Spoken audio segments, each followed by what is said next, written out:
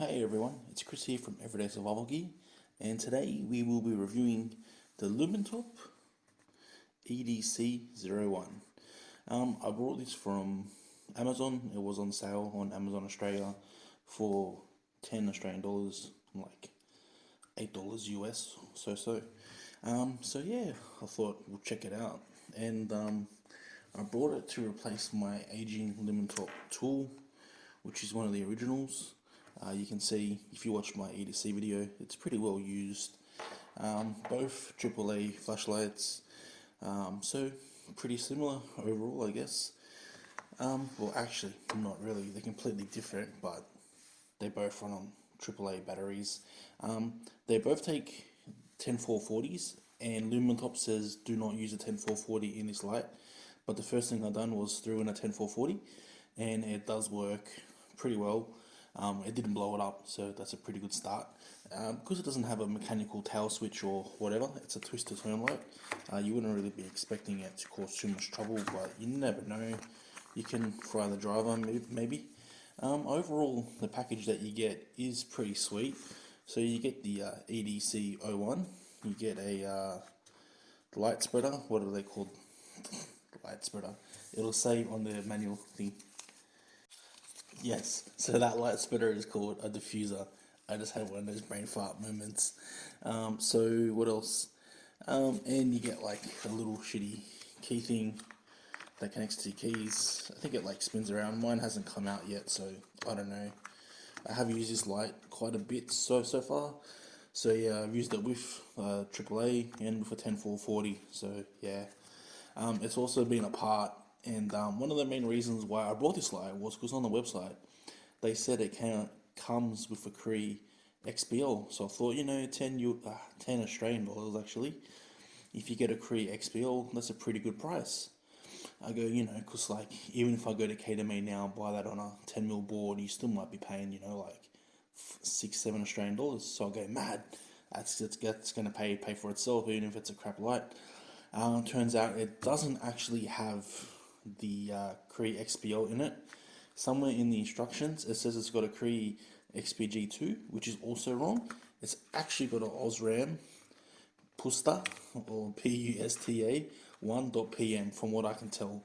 I'm not at home, so I don't have my tools on me, but if I can get the LED out, we'll definitely take a look and check it out.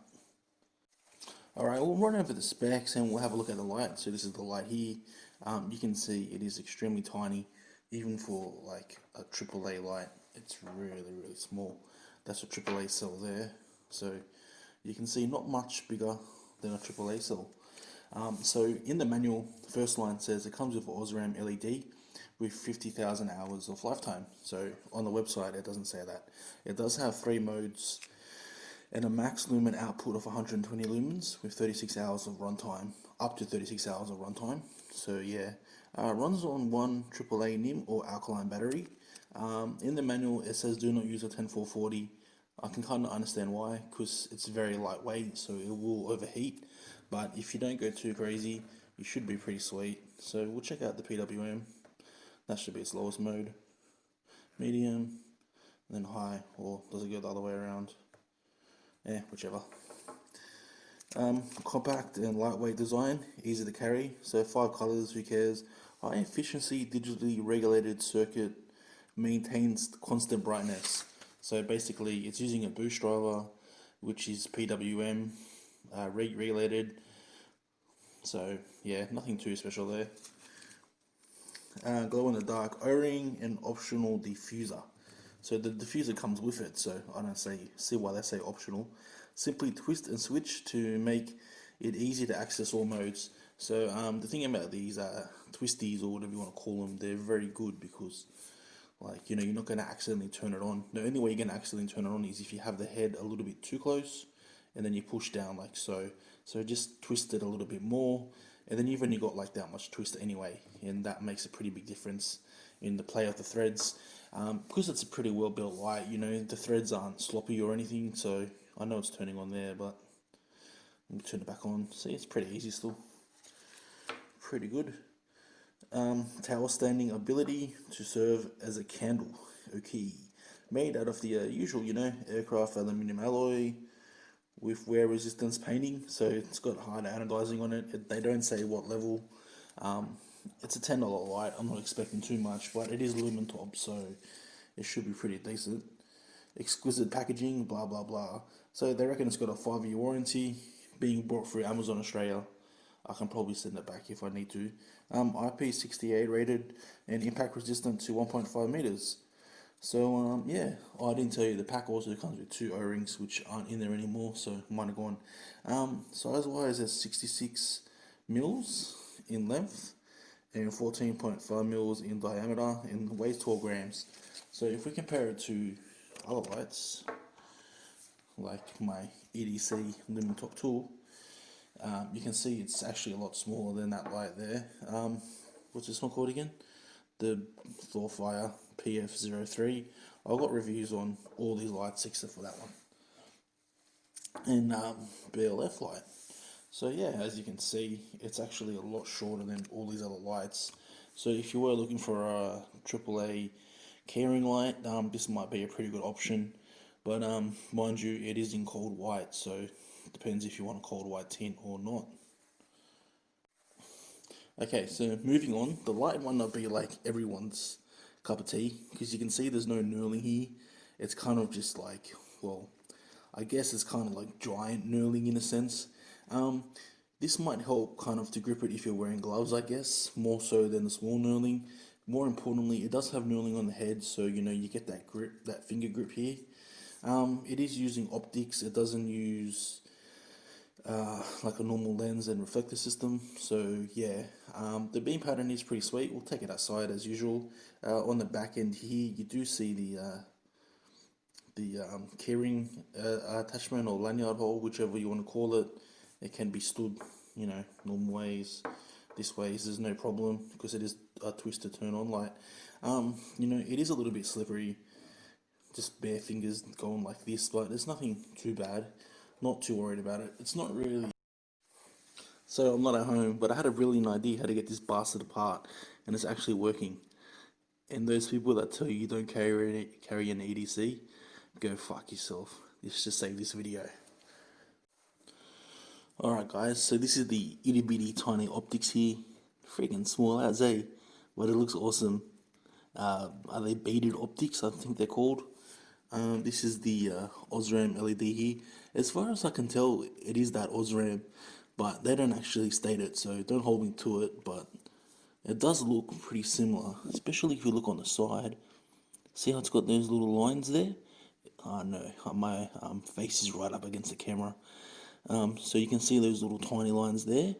That makes it look like that Osram. And plus, look, it's still got the wires that you can see, so it's not a flip chip design. So yeah, I wonder if those. So I've already had it apart a few times. Lumintop didn't actually glue in the driver, so quality control on this thing, it's okay, but it's only a $10 light, so yeah, the driver's not really going to go anywhere, even if it's not glued in, because you're going to have force pushing down on it the whole time. So yeah, if we twist it around, not sure how well you guys can see that driver, but there it is there. Nothing special to see really.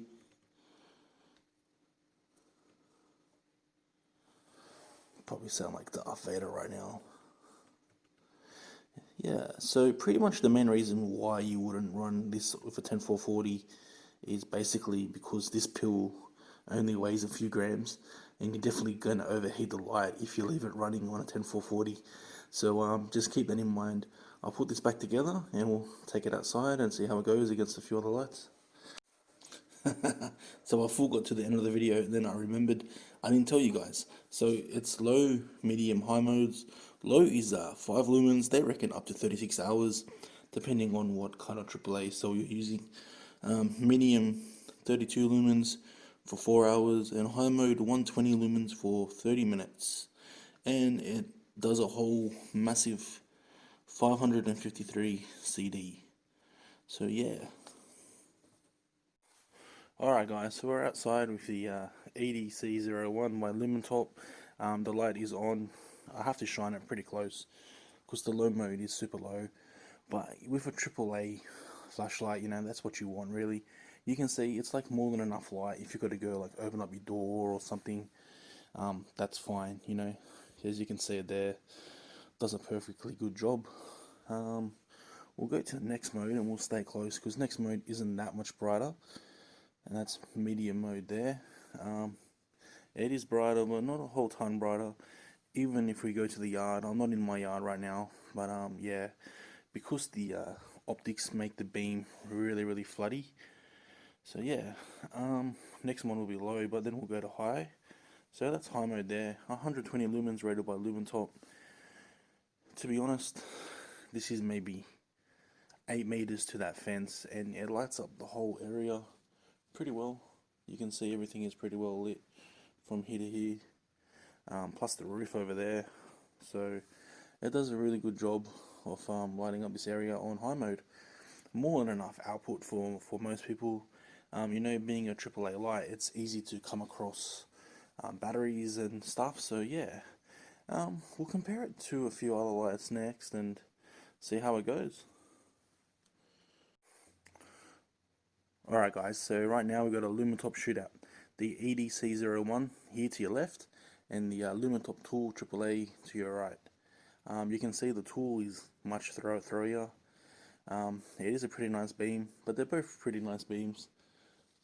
The Lumintop tool does have a more expensive LED, so yeah, they are kind of in different price ranges. I think the tool's like about 25 Australian dollars normal price, while the EDC01, you can go on Amazon right now, get it for like $13.99 I think.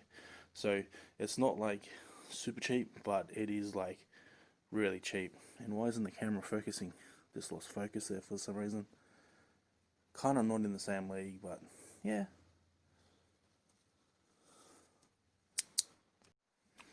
Alright guys, so EDC01 here to your left, and to your right is the Thorfire PF03. You can see they're pretty even. The beam on the Thorfire is on the Lumintop is obviously much wider. So yeah, but not too bad.